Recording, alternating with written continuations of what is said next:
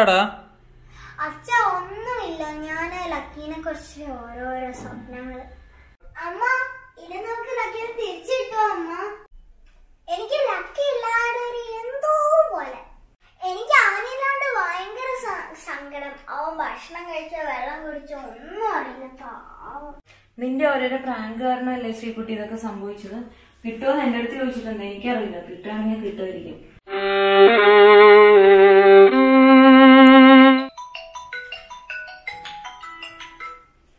Hello, അതെ പറയൂ. ടിവിയിലോ? ആ ശരി ശരി, ഇപ്പൊ നോക്കാട്ടോ. ആ ആ അമ്മ അമ്മ പെട്ടെന്ന് ടിവി ന്യൂസ് ഇട്. വാളയാർ പോലീസ് ചെക്കിങ്ങിൽ കണ്ടത് എന്താന്ന് വെച്ചാൽ വളർത്തുമൃഗത്തെ ഒരു കാറിൽ കടത്തിക്കൊണ്ടുപോവുകയാണ്. ഈ കാറിലാണ് കടത്തിക്കൊണ്ടുപോകുന്നത് കണ്ടത്.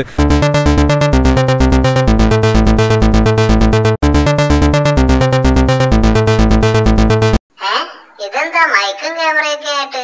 ടിവി ചാനലുകാരാണല്ലോ.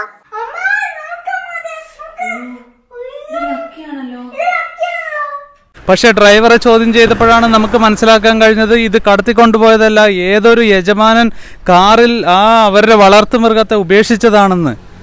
എടാടോ, എന്നെ ആരും ഉപേക്ഷിച്ചതൊന്നുമല്ല, ഞാൻ തനിയെ ഇതിനകത്ത് കേറിയതാടോ.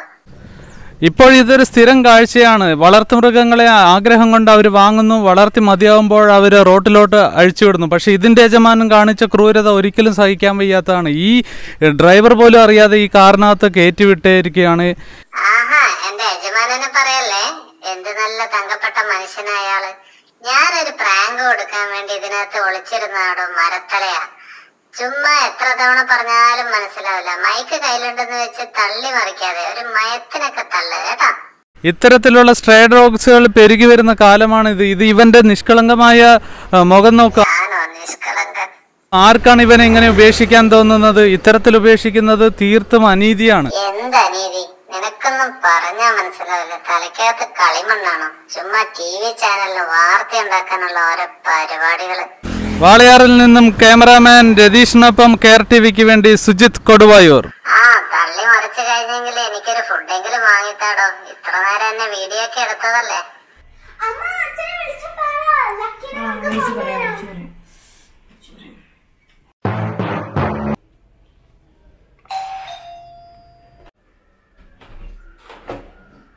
ആരും കാണുന്നില്ലല്ലോ അമ്മ. ഇനി എനിക്ക് കോളിംഗ് ബെൽ അടിച്ചോളൂ തോന്നിയതാണ്. ഇവിടെ താഴേക്ക് നോക്ക. ശ്രീകുട്ടി, ഞാൻ എത്തി. പതുക്കെ പതുക്കെ, എന്നെ കൊല്ലല്ലേ കൊല്ലല്ലേ. ഞാനെത്തി. ഒരു മിനിറ്റ് തെറ്റിയതാണെങ്കിൽ ആ പ്രാന്തൻ എന്നെയും കൊണ്ട് ചെന്നൈക്ക് പോയേനെ. കേരള പോലീസ് ഉള്ളത് കൊണ്ട് ഞാൻ രക്ഷപ്പെട്ടു, അല്ലെങ്കിൽ നിങ്ങൾ ചെന്നൈയിൽ വരേണ്ടി വന്നേനെ. ആ, നീ എന്തൊക്കെ പറഞ്ഞാലും ഞാൻ ഇനി ഒരു പ്രാങ്കിനും ഇല്ലപ്പാ. പ്രാങ്ക് എന്ന് പറയുന്നത് അത്ര നല്ലതൊന്നും അല്ല കേട്ടോ. അതെന്താന്ന് വെച്ചാല് അവനവൻ കുഴിക്കുന്ന കുഴിയിൽ അവനവൻ തന്നെ വീഴും. നിന്റെ ഐഡിയ അല്ലായിരുന്നു ഈ പ്രാങ്ക്, അതുകൊണ്ട് നിനക്ക് എന്നെ പണി കിട്ടി. ആ, ഇനി നല്ല കുട്ടിയായി ഇവിടെ കുറച്ചു നാളിരിക്കാം. നിങ്ങൾ പറയുന്നതൊക്കെ കേട്ട് ഇവിടുത്തെ ഫുഡൊക്കെ കഴിച്ച് സുഖിച്ച് ജീവിക്കാം.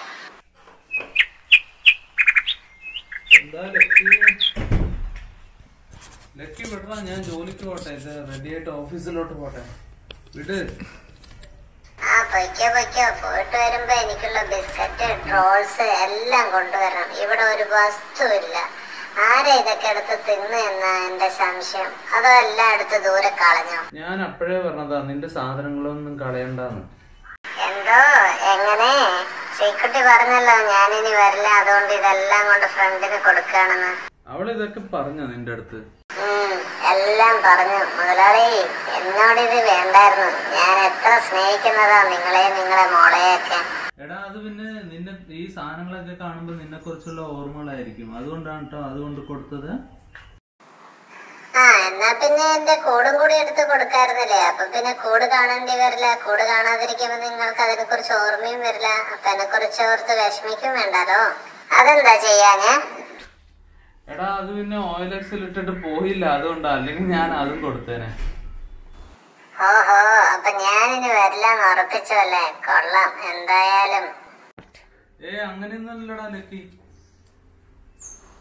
എന്നാലും ഇത്ര ക്രൂരനാണോ നിങ്ങൾ? ഇങ്ങനെയൊന്നും ആരോടും ചെയ്യരുത്. നിങ്ങളെ ദൈവം ചോദിക്കും. ക്രൂരനായ മനുഷ്യൻ. Lucky tata bye by.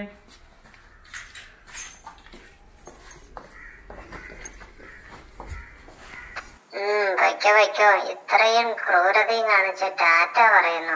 ഓ, എങ്ങനെ സാധിക്കുന്നു ഇതൊക്കെ? ഒരു വല്ലാത്ത ജീവി തന്നെ.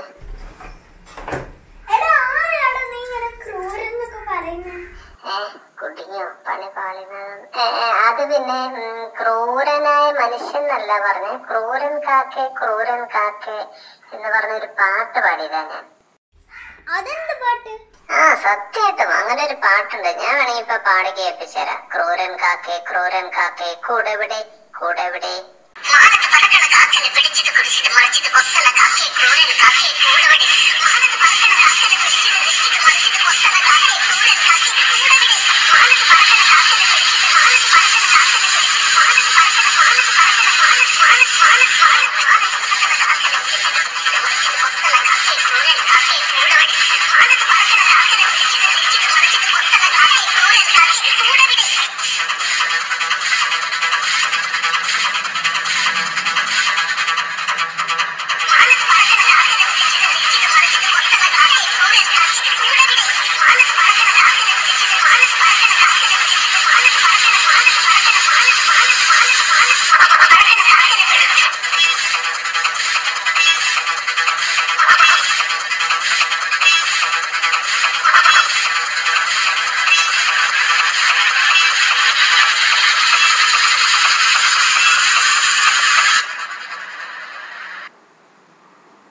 Look